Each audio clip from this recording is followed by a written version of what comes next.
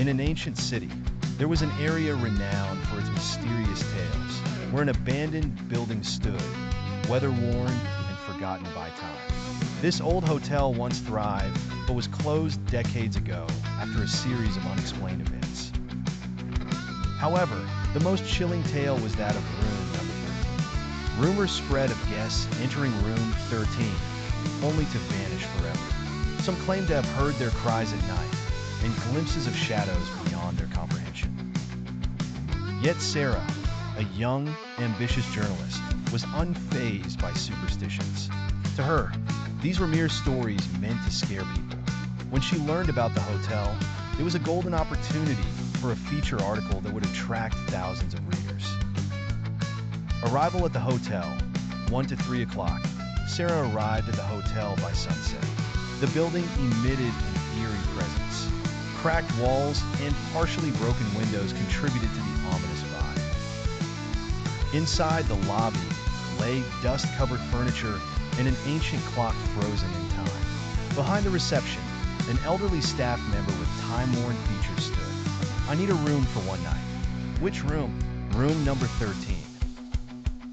The pen slipped from his hand, a hint of dread in his eyes, as if he knew something dreadful he could not divulge. "The room is not safe. Nobody rents it.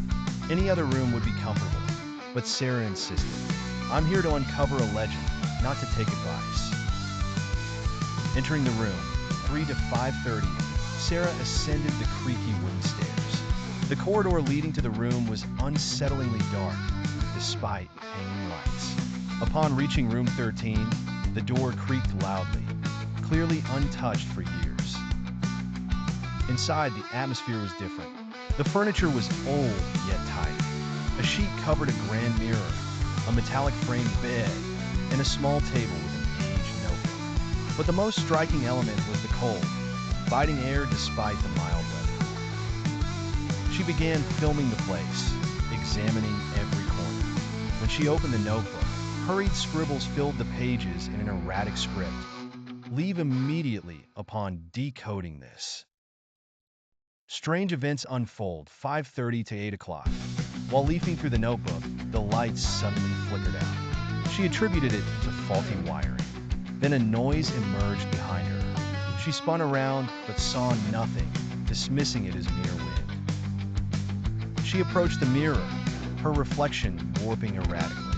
Her face grew pale, eyes blackened. She screamed, stepped away from the mirror, and whispers began emanating from every direction, indecipherable and chilling. Sarah rushed to the door, but it was sealed shut. "This can't be happening." Suddenly, a shadowy figure appeared, expanding from the corner. Each passing moment rendered it more visible, a pale face, eyes glowing red. "Why have you disturbed my peace?" The figure loomed closer, every exit sealed by ominous shadows. Sarah's attempt to scream was stifled. The entity grabbed her, siphoning the vitality from her being, and murmured ominously, "You are now part of this place." Conclusion, 8 to 9:30. The following morning, the hotel staff entered the room after hearing unusual sounds during the night. All that remained was Sarah's camera. Upon reviewing the footage, he witnessed everything: the entity, the shadows, Sarah's final cries.